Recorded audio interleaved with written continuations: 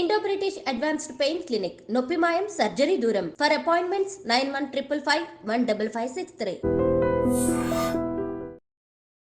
Hi hello నమస్తే, welcome back to I dream media. ఈరోజు మనతో ఉన్నారు క్యూపీఎఫ్పి అలాగే ముఖ్యంగా amphi certified mutual fund distributor అయిన రమేష్ పసుపులేటి గారు. అయితే నిన్న రాత్రి మన్మోహన్ సింగ్ గారు స్వర్గస్థులు అవడం జరిగింది.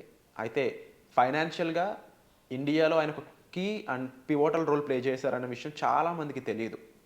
ఫైనాన్షియల్గా ఇండియాకి సంబంధించి ఎన్నో డెసిషన్స్ ఆయన ఓన్గా తీసుకోవడం జరిగింది. అలాంటి డెసిషన్స్ ఏంటి, ఆయన ముఖ్యమైన రోల్ ఏంటి, ఈరోజు ఎపిసోడ్ తెలుసుకుందాం. Hi sir. హాయ్ అండి. సార్, మన్మోహన్ సింగ్ గారి గురించి చాలామందికి కేవలం కొంత మాత్రమే తెలుసు అని చెప్పవచ్చు. బహుశా ఒక మినిస్టర్గానే ఆయన రోల్ తెలుసు, బట్ ఒక ఫైనాన్స్ సంబంధించి ఆయన రోల్ ఏంటనేది చాలామందికి తెలియదు. ఆయన తీసుకున్న డెసిషన్స్ కానీ, జనాల కోసం ఆయన ఎన్ని ప్రైజెస్ సంబంధించి ఇప్పుడు జరుగుతున్న ఫైనాన్స్లో ఇప్పుడు ఏదైతే ట్యాక్సెస్ ఇవన్నీ పెట్టి ఎంతమందిని ఇబ్బంది పెడుతున్నారో దానికి కంప్లీట్లీ ఆపోజిట్, జనాలు ఇబ్బంది పడకూడదని చెప్పేసి ఆ భారాన్ని ఆయన ఏ విధంగా మార్చడం జరిగింది అనేది చాలామందికి తెలియదు. ఇలాంటి అన్నోన్ ఫ్యాక్ట్స్ గురించి ఈరోజు మాట్లాడతారు. డెఫినెట్గా అండి. సో మన్మోహన్ సింగ్ గారి గురించి చాలామందికి తెలియంది ఏంటంటే, సో ఆయన యాక్చువల్లీ ఫస్ట్ ఆఫ్ ఆల్ ఆర్థికవేత్త, చాలా మంచి ఫైనాన్స్కి సంబంధించి చాలా మన ఇండియాలో ఆయన నెంబర్ 1 అని అందరికీ తెలుసు. అంటే ఫైనాన్షియల్ మైండ్స్లో ఈజ్ ద నెంబర్ 1. సో ఇది అందరికీ తెలుసు. కానీ ఆయన 1991లో ఎప్పుడైతే మనకి ఇండియాలో ఇండియాలో ఆయన బడ్జెట్ ప్రవేశపెట్టినప్పుడు 1991లో చాలా ఛాలెంజెస్ ఉన్నాయి. సో ఫస్ట్ ఆఫ్ ఆల్ ఏంటంటే, అప్పటికే 1991లో కొద్దిగా ఆర్థిక వ్యవస్థ బాగా దెబ్బతిని ఉంది. హర్షత్ మెహతా స్కామ్ నడుస్తుంది.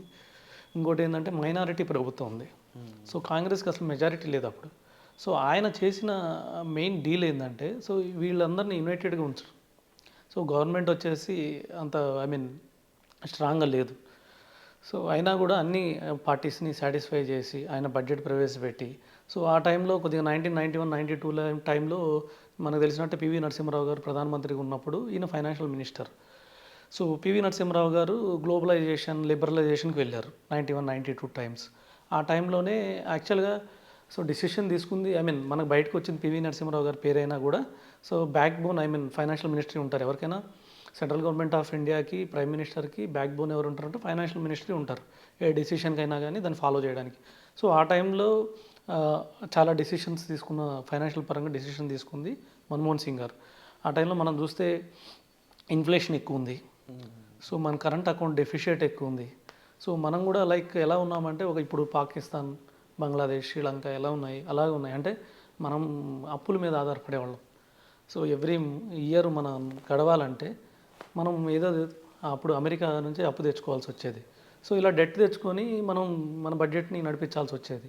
సో ఇలాంటి టైంలో ఇన్ని ఛాలెంజెస్ మధ్య ఆయన డిసిషన్ తీసుకొని వచ్చినప్పుడు యాక్చువల్గా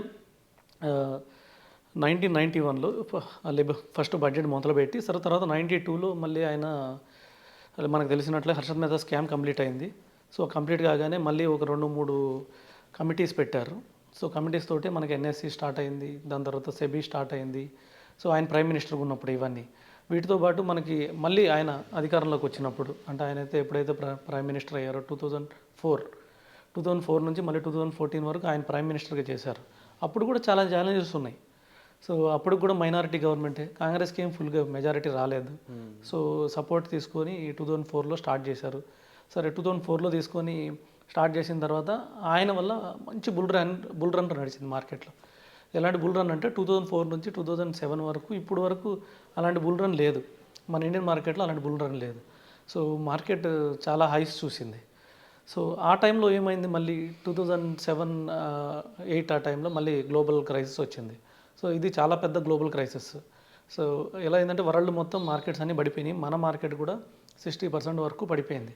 అలాంటి సిచ్యువేషన్లో కూడా మనం ప్యానిక్ కాకుండా, ఈవెన్ యూఎస్ కూడా ప్యానిక్ అయిపోయింది ఆ టైంలో. సో వాళ్ళ అన్ఎంప్లాయ్మెంట్ పెరిగిపోయింది యూఎస్లో. సో లేమెన్ బ్రదర్స్ బ్యాంక్స్ అన్నీ మూతపడినాయి. రియల్ ఎస్టేట్ అంతా కుప్పకూలింది మన ఇండియాలో కానీ యూఎస్లో కానీ.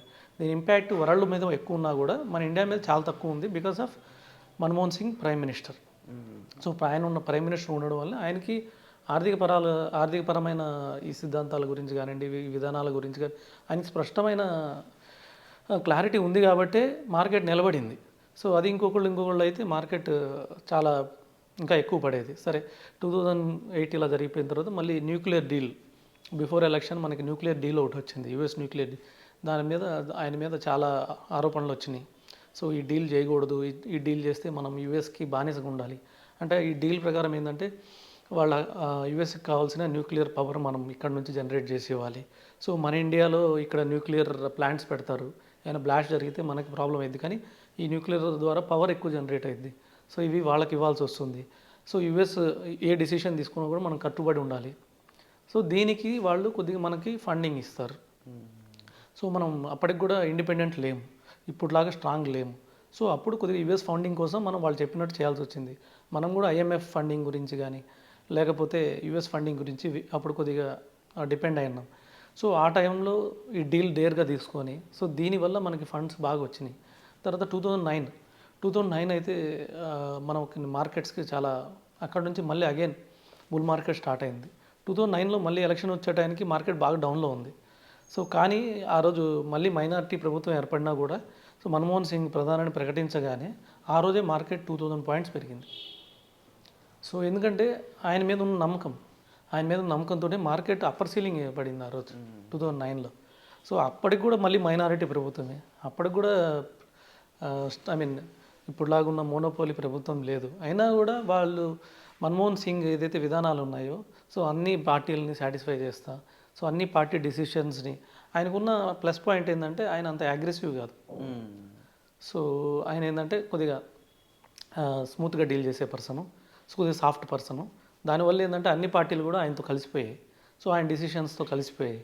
సో ఇలాగ అన్నిటిని మెయింటైన్ చేసి కూడా సో మన ఇండియాని డెవలప్ చేసుకుంటూ వచ్చారు. ఎలా డెవలప్ చేశారంటే, సో ఇన్ఫ్లేషన్ ఆల్మోస్ట్ 15-16% నుంచి ఆయన ఉన్నప్పుడు 7%కి తగ్గిపోయింది. అలాగే రూపీ వాల్యూ కూడా 7% అలా డిప్రిషియేట్ అయ్యేది. మన రూపీ వాల్యూ ఏదైతే ఉండేదో లాంగ్ బ్యాక్ ఆయన ఉన్నప్పుడు, ఆయన రాకముందు ఎవ్రీ ఇయర్ 7-8% పడిపోయేది మన రూపీ. అలాంటిది ఆయన ఓడిపోయే టైంకి, లేకపోతే కాంగ్రెస్ ఓడిపోయే టైంకి అది 4%కి వచ్చింది. ఇప్పుడైతే 1-2%కి వచ్చేసింది. సో అలాగా ఆయన తీసుకున్న నిర్ణయాలు బీజేపీ కూడా ఫాలో అయింది.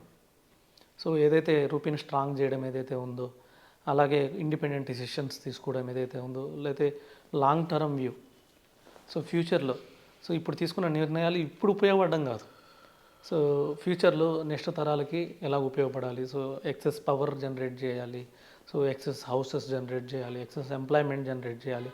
ఇవన్నీ ఆయన ఫైనాన్షియల్ ఎక్స్పర్ట్ కాబట్టే జరిగినాయి.